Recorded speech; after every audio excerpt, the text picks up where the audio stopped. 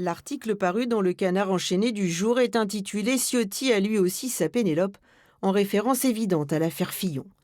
Le journal satirique écrit que Caroline Magne, ex-femme d'Éric Ciotti, aujourd'hui directrice générale des services de la mairie de Mandelieu, a cumulé à une époque jusqu'à 3 emplois différents.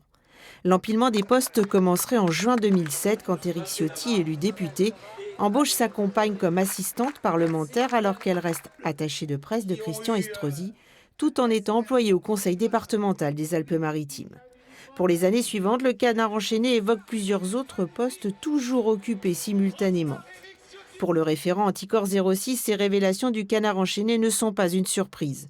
Jean-Valéry Dessens explique travailler sur ce dossier depuis plusieurs mois. Il attend maintenant des réponses.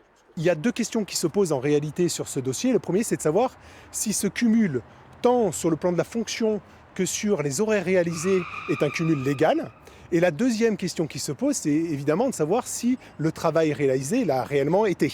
Et en gros, c'est la question de l'emploi fictif qui se pose. Nous, ce que nous souhaitons, c'est que la justice se saisisse rapidement du dossier, de manière à apporter justement ces fameux éclaircissements. Quoi qu'il arrive, l'association Anticorps envisage de faire un signalement au procureur de la République. Dans un court communiqué, Éric Ciotti réagit lui en parlant d'une basse attaque juste avant l'élection à la présidence des Républicains. Surtout, l'élu écrit qu'il a toujours employé Caroline Magne, je cite, « dans le strict respect des lois et règlements ». Le député LR détaille même les horaires de son ex-épouse, expliquant qu'elle ne travaillait pour lui qu'entre 5h25 et 9h maximum par semaine, notamment à l'époque où elle était directrice générale des services de la Colle-sur-Loup. Un cumul de postes à temps partiel donc, qui selon Éric Ciotti n'a jamais dépassé 44 heures par semaine.